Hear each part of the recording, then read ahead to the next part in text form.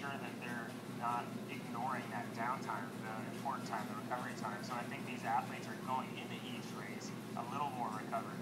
Craig is going into Ironman Coeur d'Alene with a little bit of rest, coming in and out of 70.3 World Championships and tapered and then recovered, so that they can have a little bit more dynamic race in an Ironman like this. As we see him likely take a salt tablet, I would presume, maybe a caffeine tablet, but something in his bag of tricks to keep him on top of his game.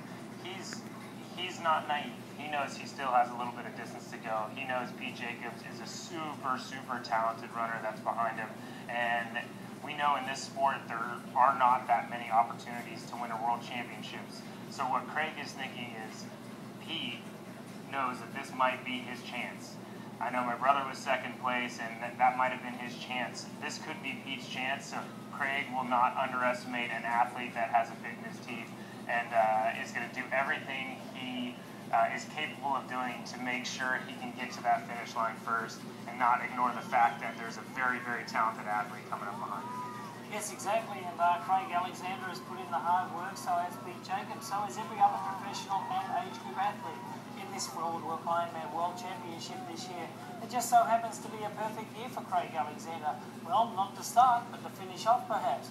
Some people said it couldn't be done, Matt, but he's certainly showing that it can be done. But 4 weeks apart for the two World Championships with possibly and arguably the two best fields of the season. Craig said it was perfect timing. Other people said too close. What are your thoughts? I mean, it's pretty easy to see what the answer to that question is. If you're an athlete like Craig Alexander and a fierce competitor like Craig Alexander, it's perfect timing. He said the last 3 years that the best he's felt all season, besides in the World Championships in Kona, was 4 weeks before when he used to race at 70.3 in Muskoka. And as I said, Craig was smart enough to know that he needed to taper in and recover out of 70.3 Worlds, and he made it a show in 70.3 Worlds and ran away with it. Ended up being a pretty handy win, as you said, over his other competitors. And today he's got a fair bit of a gap going in, definitely closer than it's been the last few years. But what can you say about Craig Alexander and his pedigree at the World Championships? He's been on the podium all but 1 year, it seems. He hasn't crossed the line yet, but pretty impressive. Well, the pedigree, it's there. He's a thoroughbred. We know what he's like. The preparation and the meticulous organisation that it takes.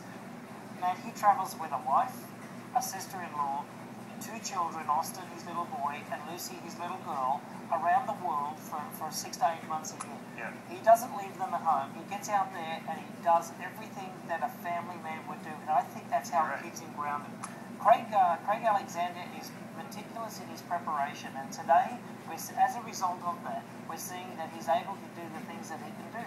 And Craig, not only is he focused, but I actually got a message from his wife yesterday that said, Craig has never been so relaxed before an Ironman race ever.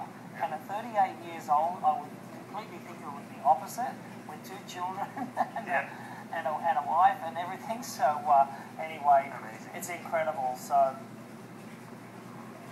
yeah, and it's one thing you can't deny with Craig Alexander is he hates to lose, and with all that preparation, and you couple that with someone who just hates to lose, you're going to get a lot of wins at the end of the year.